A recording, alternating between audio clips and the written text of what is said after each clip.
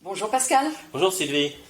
Vous avez gravi en juillet 2022 le K2 et vous devenez le 10e français. Il paraît. Pourquoi le K2 ? Oui, pourquoi le K2 ? C'est une bonne question, d'autant plus que je m'étais juré, comme quoi il ne faut jamais jurer, que je ne ferais jamais cette montagne tueuse, puisque pratiquement une personne sur 4 en revenait pas vivant. Et j'ai mon ami Christophe, avec lequel je suis parti à l'Everest l'année d'avant, qui m'a dit « Pascal, je veux faire le K2, c'est une montagne dont je rêve depuis toujours, et donc du coup j'ai envie que tu viennes avec moi, je suis persuadé que si tu viens avec moi, on ira au sommet. » Donc voilà, donc il a entraîné, après j'ai regardé, j'ai étudié, et finalement j'ai fini par accepter d'y aller pour lui, pour moi bien sûr aussi. Et c'est aussi une montagne qui est très belle et très noble, et j'aime beaucoup la noblesse. Quelle a été pour vous la plus grande difficulté ? Le K2. Le K2 est une montagne qui est monolithique, c'est une pyramide. Donc la première difficulté, quand vous la voyez, la première chose, elle vous assomme. Dans l'Everest, dans le Mont Blanc, dans la Concagua, dans le Vinson, dans l'Elbrus, enfin c'est à chaque fois des chaînes de montagnes, dans le Denali, et vous parcourez un chemin pour arriver au sommet. Là, vous avez la montagne brute devant vous, et quand vous êtes dedans, tout le temps, vous avez cette situation d'une montagne c'est elle le patron. Et ça se réalise effectivement quand vous êtes dans l'ascension, parce que vous voyez la difficulté par exemple de l'Everest qui est mise en avant, c'est le Rosso Hilary qui fait à peu près une quinzaine de mètres de haut, et le K2 c'est 3000 mètres de Rosso Hilary, c'est 3000 mètres d'alpinisme, de roches, de glace. Voilà, c'est ça la difficulté du K2. C'est que ça ne vous lâche pas du début à la fin, c'est 3000 mètres de monstruosité. Je crois d'ailleurs qu'on l'appelle la montagne tueuse. Ouais. Avez-vous frôlé la mort ? C'est une drôle de question que vous me posez là, Sylvie, mais oui, c'est vrai. C'est vrai que d'abord j'ai vu la mort, puisque j'ai vu 2 personnes décédées, dont une personne avec laquelle on avait discuté la veille. Et surtout, c'est une montagne qui est très dangereuse aussi par ses chutes de pierres. Et donc, à 3 reprises, je me suis pris une pierre dans le tibia, une dans la main. Mon ami Christophe a pris 7 pierres, mais surtout des petites pierres. Et on a eu 3 grosses pierres énormes qui passent comme des obus. Il y a un secouant. Et la pierre est passée à 1,50 m de nos têtes.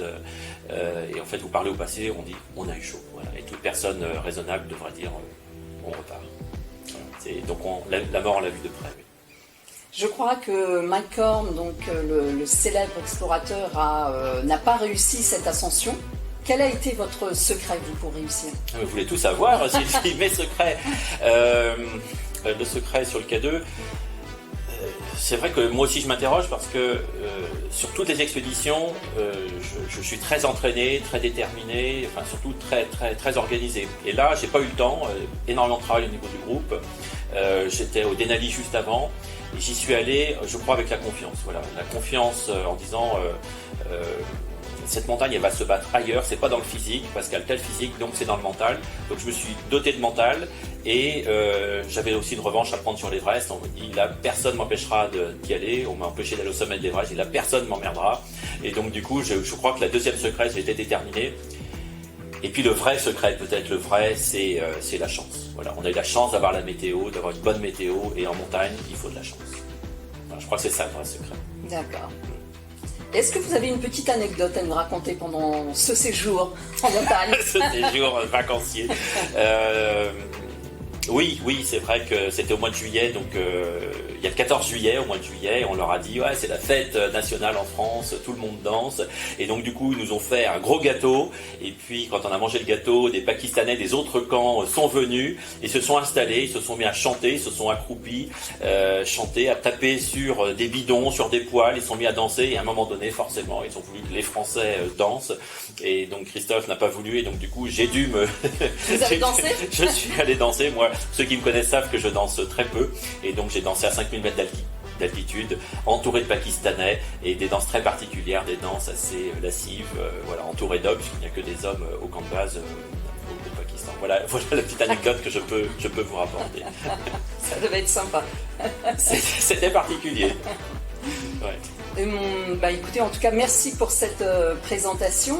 Une dernière petite question. On arrive donc bientôt aux fêtes de fin d'année. Qu'est-ce qu'un explorateur demande sous son sapin ? Dans la hotte du Père Noël. Je crois que un explorateur, en tout cas moi ce que j'attends, c'est que j'aimerais bien qu'il m'amène l'envie d'une expédition, d'une belle expédition. C'est vrai qu'il n'y a rien de plus merveilleux qu'une expédition qui fait rêver, qui permet d'apprendre sur soi, qui fait rêver donc aussi avec des difficultés, parce que sinon c'est pas d'expédition s'il n'y a pas de difficultés.